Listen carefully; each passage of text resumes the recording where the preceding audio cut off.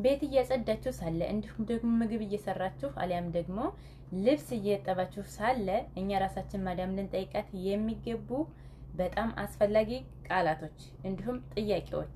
ሰላም ውድ የጥጂት ዩቲዩብ ተከታታዮች እንዴት ናችሁ? በዛሬው ቪዲዮ ይዤላችሁ የመጣሁት እንግዲህ እኛን ከማዳሞቻችን ጋር እንዳንጋጭ ማለት ነው በጣም የሚጠቅሙ እኛ ልንጠይቃቸው የሚገቡ ጥያቄዎችን ይዤላችሁ መጥቻለሁ። እኛ እንግዲህ እዚህ ጋር ስራ በምንሰራበት ሰዓት መጠየቅ ያለብን ነገሮች ማለት ነው።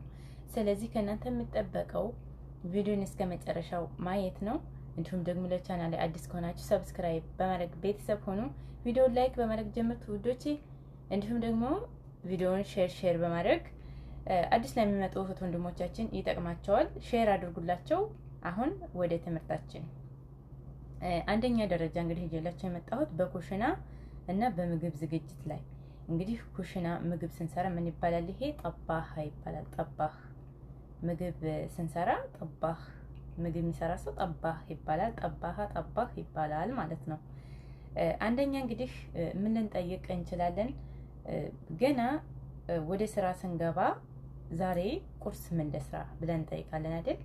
አሊያም እሺ ሰዊ ጥረዩግ ወይም ረዩግ ማለት ትችላላችሁ። ጥረዩግ የሚላሉ አንዳንድ ሀገራት ላይ ማለት ነው። አንዳንድ ሀገራት ላይ ረዩግ ይላሉ። አሁን ለምሳሌ በኩዌት እሺ ሰዊ ረዩግ ይላሉ። እዚህ ደግሞ ጥረዩግ ወይም ፍጡር ይላሉ ማለት ነው። ፍጡሩም ይላሉ። ዛሬ ምሳ ምን ልስራ ለማለት አሊያም እሺ ሰዊ ቀዳ አሊያም እሺ ሰዊ ቀዳ ትላላችሁ። ዛሬ እራት ምን ልስራ ብላችሁ ለመጠየቅ ብታስቡ ምን ትላላችሁ? اليوم ايش اسوي? اليوم ማለት ዛሬ ነው። ايش ማለት ምን ማለት ነው። ايش اسوي ምን ልስራ። ስለዚህ ራት ስንጨምርበት ደግሞ ራት በአረበኛ አሻ ይባላል ማለት ነው። ስለዚህ ምን ትላላችሁ? اليوم ايش اسوي አይሻ ትላላችሁ ማለት ነው። አሻ ወይም አይሻ። ሁለተኛ ጥያቄ ይዤላችሁ የመጣሁት ለምሳሌ በቤት ውስጥ እንግዲህ ነጭ ሩዝ ይሰራል፣ መክቡስ፣ ከብሳ እነዚህ ነገሮች ይሰራሉ ማለት ነው። ስለዚህ ሁለቀን አንድ አይነት መቼም አይሰራም አይደለ? በየቀኑ የተለያየ ነገሮችን መስራት አለብን። እነዛን ለመጠየቅ ግዴታ አሁን ለምሳሌ ዛሬ ነጭ ሩዝ ልስራ ወይም መክቡስ ለማለት ምን ትላላችሁ? اليوم اسوي ሩዝ አቤር ትላላችሁ። ለምሳሌ ዛሬ ነጭ ሩዝ ልስራ اليوم اسوي ሩዝ አቤር ትላላችሁ ማለት ነው። ወይም ደግሞ የአትክልት ወጥ ለምሳሌ መረቅ ማለት ነው። በእኛ በሀገራችን ወጥ ይባላል። እዚህ ጋር ወጥ በአረበኛ ምን ይባላል? ጊዳም ይባላል። ስለዚህ اسوي ሩዝ اليوم ወለ መክቡስ ወለ ጊዳም ብላችሁ ትጠይቃላችሁ ማለት ነው። ጊዳም ማለት ወጥ ማለት ነው እንደነገርኳችሁ። ሩዝ አቤር ስንል ደግሞ ነጭ ሩዝ ልስራ ወይስ መክቡስ ልስራ ወይም መግሉባ ብላችሁ በዚህ መንገድ ትጠይቃላችሁ ማለት ነው። እንግዲህ ማዳሞቻችሁ ከብሳ ስሩ ከተባላችሁ ከብሳችሁን ትሰራላችሁ። ለሰዊ ሩዝ አቤር ከተባላችሁ ደግሞ ነጭ ሩዛችሁን ትሰራላችሁ። አሊያም ደግሞ ሰዊ ለምሳሌ አሁን ብዙ ጊዜ የሚጠቀሙት አሉ። በተለይ ልጅ ቤት ካለ ነጭ ሩዝና ከመረቅ ጋርም ይሰራሉ፣ ከጊዳም ጋር ማለት ነው። ስለዚህ اليوم ሰዊ ሩዝ አቤር ማአ ጊዳም ከተባላችሁ ከአትክልት ጋር ከዶሮ ጋር አድርጋችሁ መስራት ትችላላችሁ። ጥያቄያችሁን በዚህ መንገድ መጠየቅ ትችላላችሁ ማለት ነው። እዚህ ጋር ደግሞ ወይ ማዳሞቻችን ጋር ስንሰራ አሁን ለምሳሌ እነሱም አብዛኛዎቻችን እንግዲህ እኛም እንሰራለን እነሱም ይሰራሉ ማለት ነው ምግብ። ለምሳሌ እነሱም በሚሰሩበት ሰዓት ጥያቄ ለመጠየቅ ቢፈልጉ ጨው ለምሳሌ ጨው ቅመሽልኝ ለማለት ምን ትላላችሁ? ጨው እንዲህ ልክ ነው ወይስ ልጨምርበት ለማለት ለምሳሌ ወይ እሷ ሰርታ ወይ ሳታረግ ረስታው ሊሆን ይችላል። እኛም ደግሞ ለመጠየቅ ስንፈልግ ምክንያቱም አረቦች ብዙዎች የሰው ቤት ሁሉ እንግዲህ ይለያያል። ግማሽ ሰው ጨው አይፈልግም፣ ግማሽ ሰው ጨው በዛ ላይ ይፈልጋል ማለት ነው። ስለዚህ ይሄን ጨው እንዲህ ልክ ነው ወይስ ልጨምርበት ብላችሁ ለመጠየቅ ብትፈልጉ ምን ትላላችሁ? الملح كده مضبوط ولا أزيد ትላላችሁ። الملح كده مضبوط ولا مضبوط ማለት ያኔ ጥሩ ነው ቆንጆ ነው እንደማለት ነው። እሺ ይበቃዋል ወይ እንደማለት ያኔ። ወላ አዚድ አዚድ ማለት ልጨምር ወይ እንደማለት ነው። እሺ አዚድ ወላ ዚዲ፣ ይሄ አዚድ ልጨምር፣ ዚዲ ደግሞ ጨመሪ። ለምሳሌ እሷ እንደዚህ ስትሏት እናንተ ላላ ዚዲ ሾወያ ከተባላችሁ ትንሽ ጨመሪ እያለቻችሁ ነው ማለት ነው። ሀጢ ሾወያ ወይም ዚዲ ሾወያ ማለት ያኔ ጨመሪ። ሀጢም ተመሳሳይ ነው። እሺ ሀጢ ያኔ ጨመሪ እንደማለት ነው። እሺ በዚህ መንገድ ጥያቄያችሁን ትጠይቃላችሁ ማለት ነው። አራተኛ ይዤላችሁ የመጣሁት ለምሳሌ ይሄ ደግሞ ለምሳሌ ለምብላችሁ ሩዙን ሙሉ ልስራው ወይስ ግማሹን ለማለት ሩዙን ሙሉ ልስራው ወይስ ግማሹን ለማለት እዚህ ጋር ደግሞ አለ። አሁን ለምሳሌ ልጆች ቤት በተለይ በህፃን ልጅ በሚበዛበት ሰዓት ለነሱ አሁን ሩዝ አህመር ያኔ ከብሳ ወይም መግሉባ ሌላ ነገር በሚሰሩበት ሰዓት ለልጆች በትንሹ አስቀምጠው ነጭ ሩዝ ይሰራሉ ማለት ነው። ስለዚህ ያ ሩዝ እንግዲህ ለተለያየ ነገር ሊጠቀሙት ይችላሉ። ገብቷችኋል አይደለ? እዚህ ጋር አሁን ምን ትላላችሁ? አጥበህ አለ ሩዝ ክሎ ወለ ሸወየ ወይም ኑስ ብላችሁ ትጠይቃላችሁ። አጥበህ ክሎ ሩዝ ወለ ኑሳ፣ አጥበህ ክሎ ሩዝ ወለ ኑሳ። አጥበህ ማለት ልስራው ላብስለው ወይ ማለት ነው። ክሉ ደግሞ ሁሉንም፣ ወይም ወለ ማለት ደግሞ ወይም ያኔ ወለ ወይም ኑሳ ማለት ደግሞ ግማሹን ላድርገው ወይስ ሁሉንም ለስራው ብላችሁ ትጠይቃላችሁ ማለት ነው። ላላ ሀጢ ኩላ ወይም አጥበህ ኩላ ከተባላችሁ ሁሉንም አድርጊው፣ ሁሉንም ስሪው፣ አብስይው እያለቻችሁ ነው ማለት ነው። ለህሊ ሾየ ወይም በጊ ሾየ ከተባላችሁ ደግሞ ትንሽ አስቀር ወይም ትንሽ ታይ እየተባላችሁ ነው ማለት ነው። ግልጽ ሆኖላችኋል ውዶቼ? ግልጽ። እስኪ ጥያቄ ካላችሁ በኮሜንት አስቀምጡልኝ ማለት ነው። አስተያየታችሁን በኮሜንት አስቀምጡልኝ። ልክተፈው ስንል እገጠ ትላላችሁ። ማንኛውም ነገር ልክተፈው ለማለት ብትፈልጉ እገጦ ብላችሁ ትጠይቃላችሁ ማለት ነው። ለምሳሌ አሁን እዚህ ጋር ዶሮ አለ። ዶሮ በአረበኛ ድጃጅ ነው። ከአሁን ቀደምም ቪዲዮ ሰርቻለሁ። ወደኋላ መለስ ብላችሁት የምግብ ስያሜዎችን በአረበኛ ሰርቻለሁ ማለት ነው። ስለዚህ ዶሮ ድጃጅ ነው። ለምሳሌ ዶሮ 2 ቦታ ሊከተፍ ይችላል። ዶሮ 4 ቦታ ሊከተፍ ይችላል። ስለዚህ እናንተ እዛ ጋር እንዳትምታቱ።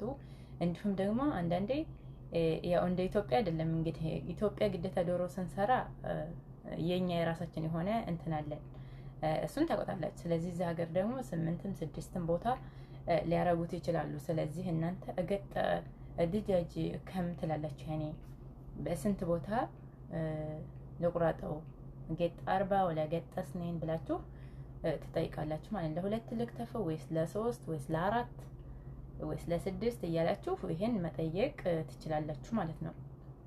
እንዲሁም ለምሳሌ ሽንኩርት ሊሆን ይችላል፣ ጁዘር ሊሆን ይችላል። ጁዘር ያኔ ካሮት፣ ሽንኩርት በሰል ነው። እሺ ቲማቲም እንዲሁም ጡማጥ ይባላል። እነዚህ ነገሮች በአጠቃላይ አትክልቶችን እዛ ኩሽና ከሷ ጋም ከማዳም ጋም ሊሆን ይችላል እዛ ጋር ስትሰሩ መጠየቅ አለባችሁ። ለምን በኋላ ለምን አሁን ለምሳሌ ሳትጠይቁ ስትቀሩ በትንንሹ ብትሸክፉት እሷ በትልቁ ፈልጋ ሊሆን ይችላል። እዚህ ጋር ጭቅጭቅ መጣ ማለት ነው። ስለዚህ ይሄ እንዳይፈጠር ለምሳሌ በትንሹ ልሸክፈው ለማለት ወይም በትንሹ ልቁረጠው ልክተፈው ለማለት ገጠ ሰቂር ትላላችሁ። ገጠ ሰቂር ወይም ደግሞ በትልቁ ልክተፈው ለማለት ገጠው ከቢር ትላላችሁ። ገጠው ከቢር።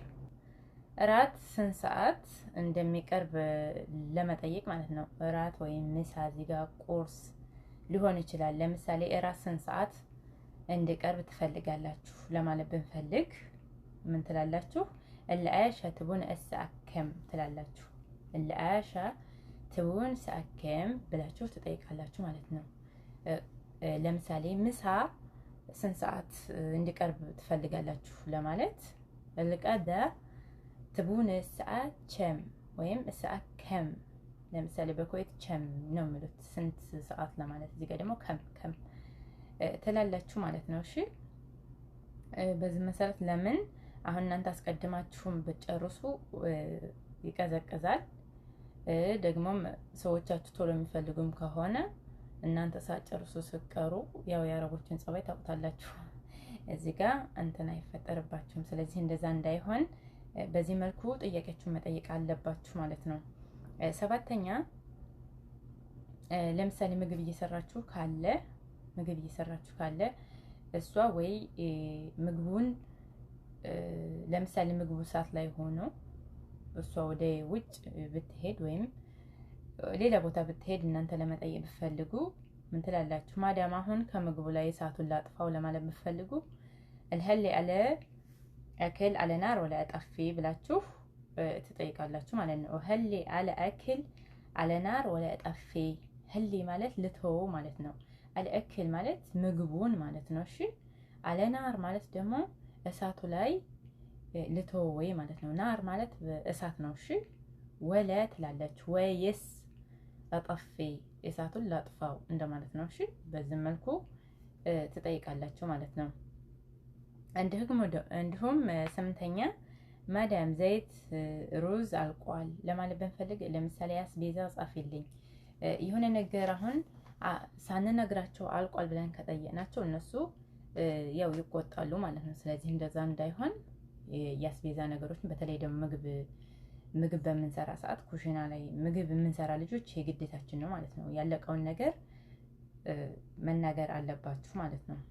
ስለዚህ ማዳም አዘይት ሩዝ ኸላስ አክተብ ልክ ያኔ ልጻፍልሽ ወይም እጉል ልክ ብላችሁ መናገርም ትችላላችሁ፣ ደግሞ መጻፍም ትችላላችሁ ማለት ነው። ማዳም አልዘይት ለሩዝ ኸላስ አክተብ ልኪ ብላችሁ በዚህ መንገድ መናገር ትችላላችሁ ማለት ነው። ስምንተኛ እንግዲህ በቅመም ያኔ ምግብ በምሰሩ ሰዓት ደግሞ ቅመም እንዳይበዛ ወይም ትንሽ እንዳይሆን እንግዲህ ይሄ እንደየቤቱ ይለያያል ማለት ነው። ለምሳሌ በርበሬ በጣም የሚያቃጥል በርበሬ የሚፈልግ ሰው አለ፣ ደግሞ በጣም የማይፈልግም ሰው አለ። ስለዚህ እዛ ጋር እንዳትምታቱ ምን ትላላችሁ? ለምሳሌ ቅመም በብዛት ለጨምር ወይስ ጥቂት ብላችሁ ለመጠየቅ ብትፈልጉ ምን ትላላችሁ? እኸጥ አልበሃራት ከቲር ወለ ሸወያ እኸጥ አልበሃራት ከቲር ወለ ሸወያ ብላችሁ መጠየቅ ትችላላችሁ ማለት ነው። በሁለተኛ ደረጃ ይዤላችሁ የመጣሁት እንግዲህ ልብስ ስናጥብ ነው። ልብስ ስናጥብ እንግዲህ በጣም ጥንቃቄ ያስፈልገናል በልብሱ ዙሪያ ማለት ነው። ለምሳሌ መጀመሪያ ላይ እንግዲህ ምን እንላለን? እነዚህ ልብሶች ንጹህ ናቸው ወይስ የቆሸሹ ናቸው ብለን ብንጠይቅ እንግዲህ ልብስ ስናገኝ እነዚህ ቆሻሻ ናቸው ወይስ ንጹህ ናቸው ብለን እንጠይቃለን አይደለ? ስለዚህ ምን እንላለን? ሀዚ መላብስ ወስኸ ወለ ነድፈ ወሰኽ ወለ ነዚፍ ብለን መጠየቅ አለብን ማለት ነው። ሀዘ ማለት ይሄ፣ መላብስ ማለት የልብስ ማለት ነው።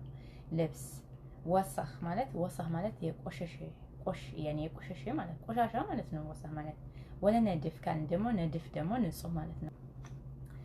ሁለተኛ ነጩን ብቻውን ልጠበው ብለን ለመጠየቅ ብንፈልግ ምን ትላላችሁ? ለቤት ገስል ብሮህ ትላላችሁ። በመሰረቱ ልብስ ማጠብ እንግዲህ ምን ይባላል? ማጠብ ገሲል ይባላል። እሺ ገሲል ይባላል ማለት ነው። ስለዚህ ነጩን ልብስ ብቻውን ልጠበው ብላችሁ ለመጠየቅ ብትፈልጉ ምን ትላላችሁ?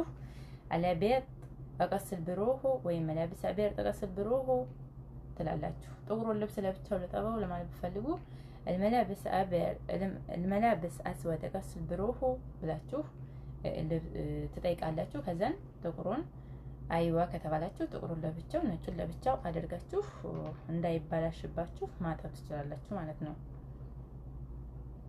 እዚህ ጋር ደግሞ አንዳንድ ልብሶች አሉ፣ በተለይ አባያ አዲስ ምናምን ልብሶች ሲገዙ በእርግጥ በእጃችሁ ግን እንዳታጥቡ ስላችሁ ሁሉንም ልብስ በእጅ ጠቡ ብትባሉ እንዳታጥቡ። እዚህ ጋር አንድ ነገር የምነግራችሁ ነገር ለምን አንዳንድ እኔ በሶሻል ሚዲያ ስላየሁ ማለት ነው ልብስ ሲያጥቡ ምናምን ጠብ እያለች ምናምን የሚል ነገር ስላየሁ በፍጹም እንዳታጥቡላችሁ ሁሉንም። አንዳንድ እኮ ፈጣሪያቸውን የማይፈሩ አሉ፣ ያኔ ቆጣሪ እንዳይቆጥርባቸው ብለው በእጃቸው የሚያሳጥቡ አሉ። ስለዚህ እንዳታጥቡ። ግን አንዳንድ ነገሮች በተለይ አባያ እንደዚህ ከፊፍ ነገሮች፣ ቀላል ነገሮች ወይም በቀላሉ የሚበላሹ ያኔ መኪና ውስጥ ሜሽን ውስጥ ስንከታቸው የሚበላሹ አሉ። ስለዚህ እነሱን ለመጠየቅ በእጅ ልጠብ ወይስ በሜሽኑ ልጠብ? ሜሽን እንግዲህ ጋሳላ ይባላል።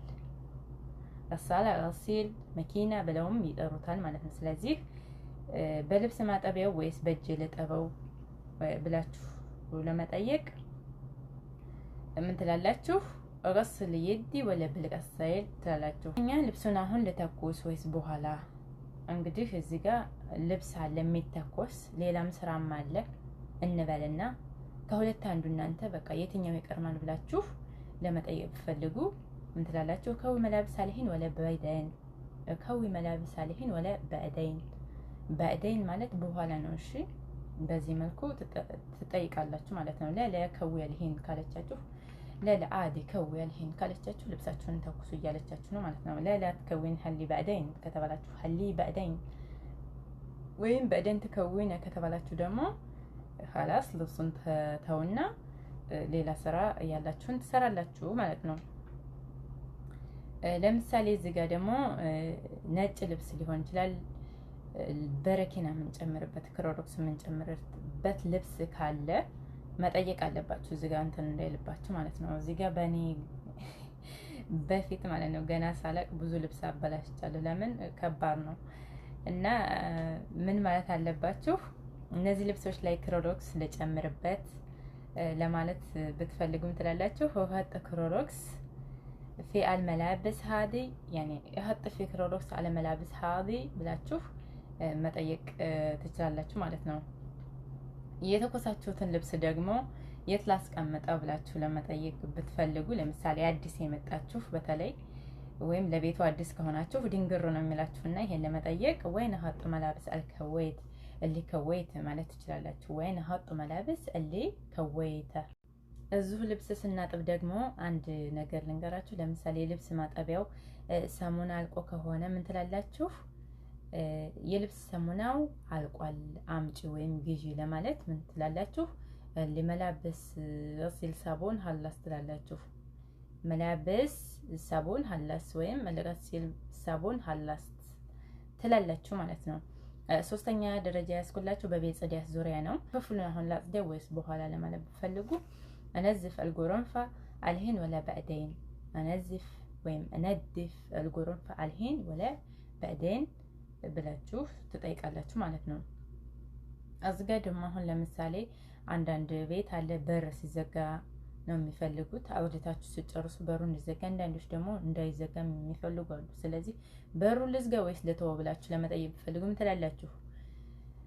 الباب خلي مفتوح ولا مسكر ወይም أسكره ትላላችሁ። አባብ በخلي مفتوح ولا أسكره። እዚህ ጋር ደግሞ አሁን ለምሳሌ ሽንት ቤት በምናጥብበት ወቅት እንግዲህ ግድግዳውን ሊታጠብ ይችላል ወይም ደግሞ ምድሩን ብቻም ልናጥብ እንችላለን። ለምሳሌ ሙሉ ሽንት ቤት ወይስ መሬት ብቻውን ላዝያ ብላችሁ ብትጠይቁ ያኔ ምን ትላላችሁ? አጋስል ሐማም ከሚል ወላ በስ አርድያ ብላችሁ ትጠይቃላችሁ ማለት ነው። አጋስል الحمام ከሚል ያኔ ካምል ማለት ሁሉንም ማለት ነው። እሺ ሽንት ቤቱን ሁሉንም ልጠበው ወይስ ወለ በስ አርዝ ወይም አርድያ ይሉታል ማለት ነው። ያኔ ምድሩን ብቻ ልጠበው ወይስ ቀስለው ካምል ብላችሁ ትጠይቃላችሁ ማለት ነው ወዶቼ። ጽዳት ዙሪያ እንግዲህ መስታወቶች ሊኖሩ ይችላሉ፣ መስኮቶች ሊኖሩ ይችላሉ። እነዚህን ለምሳሌ መስታወቶችን ዛሬ ወይስ ነገ ልወሉላቸው ለማለት ብትፈልጉ መስታወት ማለት እንግዲህ መራያ ነው። እንግዲህ መስታወት መራያ ነው። ግን ደግሞ ብዙ መስታወቶች ሲሆኑ ደግሞ ምን እንላለን? አልመራያት እንላለን ማለት ነው። አልመራያት እመስህ اليوم ولا باكر አልመራያት እመስህ اليوم ولا باكر ብለን እንጠይቃለን ማለት ነው። اليوم ማለት ዛሬ ነው። ዛሬ ላጽዳው ወይስ ነገ? ባክር ደግሞ ባክር ያኔ ቡክራ ማለት ነው። ያኔ ይቅርታ ነገ ማለት ነው። ባክር ነገ ነው፣ ቡክራም ነገ ነው። ስለዚህ ያኔ ነፍስሽ ተመሳሳይ ነው ማለት ነው። እሺ ባክርና ቡክራ ያኔ ተመሳሳይ ነው። ተመሳሳይ ደግሞ ነፍስሽ እንላለን። እሺ ወዶቼ ስድስተኛ ጥያቄ ይዤላችሁ የመጣሁት በቤት ጽዳት ዙሪያ ለምሳሌ ቁልፎች አሉ። ብዙ ጊዜ ወይን መፍታህ እያሉ የሚያዙጉን እንግዲህ እነ ማዳም ወይም ልጆቻቸው ማለት ነው። የደረሰበት ያውቃላ ወዶቼ። ስለዚህ ቁልፎቹ የት ላድርጋችሁ ብላችሁ ለመጠየቅ ይሄንንም በደንብ ያዙት። እሺ ለምን እነሱ ወይን መፍታህ እያሉ አያዙጓችሁም ማለት ነው። እናንተ ማጥረሱ። ስለዚህ ይሄን ለመጠየቅ ምን ትላላችሁ? ወይን ሀጣል መፍታህ ወይን ሀጥ አል መፋቲህ ወይም ሙፍታህ እንላለን። ሙፍታህ አንድ ከሆነ ሙፍታህ እንላለን። ለብዙ ሰው ያኔ ለብዙ ቁልፎች ከሆነ ደግሞ መፋቲህ እንላለን። ስለዚህ ወይን ሀጥል መፋቲህ ብለን እንጠይቃለን ማለት ነው። ለምሳሌ እዚህ ጋር ደግሞ እቃዎች ብትንትን ብለው በቃ ወይ አዲስ ገዝተው ሊሆን ይችላል ወይ ልጆች እየተጫወቱ ብቻ ብዙ ነገር እቃዎች ተበታትነው በምናገኝበት ሰዓት ወይ ሳሎን ሊሆን ይችላል ወይ መኝታ ክፍል በምናጸዳበት ሰዓት እነዛ እቃዎቹን ሌላ ጊዜ ሲጠይቋችሁ ፍለጋ በፍለጋ እንዳትዞሩ መጀመሪያ መጠየቅ አለባችሁ። ስለዚህ እነዚህ እቃዎችን የት ላስቀምጣቸው ለማለት ብትፈልጉ ምን ትላላችሁ? ወይን ሀዳ አግራት ትላላችሁ። አግራት ማለት እቃ ነው። ያኔ ወይን የት እህጥ ላስቀምጠው አግራት እቃ ማለት ነው። ስለዚህ ወይን እህጥ ሀዳ አግራት ሀዳ ስንል ይሄን ማለት ነው። እሺ ውዶቼ ግልጽ ሆኖላችኋል ብዬ አስባለሁ። እሺ ግልጽ ከሆነ ግልጽ ነው እያላችሁ በኮሜንት ላይ አስቀምጡልኝ። እሺ የኔ ወዶቼ ከዛም ለምሳሌ ቆሻሻውን ይልጣለው ቆሻሻውን አሁን ልጣለው ወይስ አንዳንዶች አሉ። አንዳንዶች ቀን ቆሻሻ እንዳንጥልም የሚፈልጉ አሉ።